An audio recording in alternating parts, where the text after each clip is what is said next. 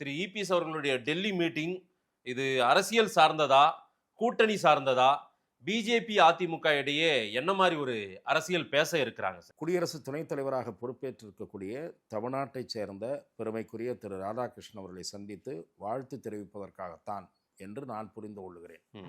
ஏனென்றால் அவர் என்ன சொன்னார், குடியரசு துணைத் தலைவருடைய பதவியேற்பு நிகழ்ச்சியில் நான் கலந்து கொள்ளவில்லை, அப்போது சுற்றுப்பயணத்தில் இருந்தேன், இப்போது அதற்காக நான் அவரை சந்திப்பதற்காக 2 தினங்கள் சுற்றுப்பயணத்தை அதற்காகவும் மழை காரணமாகவும் ஒத்திவைத்துவிட்டு நான் டெல்லி போனால் உடனே திரு அமித்ஷா அவர்களை சந்திக்கப் போகிறார் என்று ஒரு கதை எழுதுகிறார்கள் என்கிறார். அதாவது அதை கதை என்று சொல்லுகிறார், பத்திரிகைகள் எழுதியதை.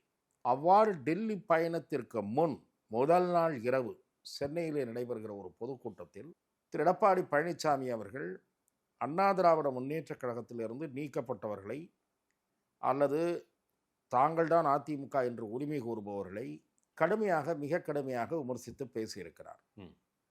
அந்த பேச்சுதான் முக்கியத்துவம் என்று நான் கருதுகிறேன். அவரது பயணத்தை விட அந்த பேச்சு முக்கியத்துவம் என்று நான் கருதுகிறேன். தேசிய ஜனநாயக கூட்டணியினுடைய மிக முக்கியமான உறுப்பு கட்சி, ஏனென்றால் இருக்கதே 3 பேர். தமிழ்நாட்டில் தலைமை தாங்குகிற நீங்கள் சொல்லுகிற அதிமுக, மத்தியில் ஆளுங்கிற கட்சியாக இருக்கக்கூடிய பாரதிய ஜனதா, 3வதாக தமிழ் மாநில காங்கிரஸ். இந்த 3 பேரை தவிர தேடி தேடி பார்த்தாலும் யாரும் அந்த கூட்டணியில் இல்லை.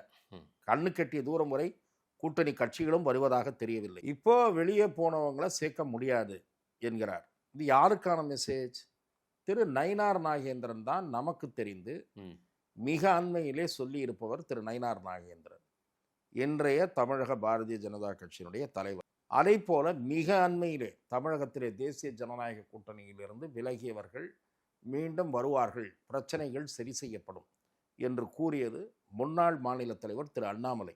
சரி, ஆக முன்னாள் மாநில தலைவரும் இந்நாள் மாநில தலைவரும் தேசிய ஜனநாயக கூட்டணியிலிருந்து விலகியவர்களுடன் நாங்கள் தொடர்பில் இருக்கிறோம் அண்டர்லைன் என்று கூறிய பிறகு அவர்களை சேர்த்து கொள்ள முடியாது என்று திரு எடப்பாடி பழனிசாமி கூறினால் அது யாருக்கான செய்தி? பாரதிய ஜனதாவுக்கான செய்தி. அதை அவர் நேரடியாக சொல்ல அவருக்கு துணிவில்லை.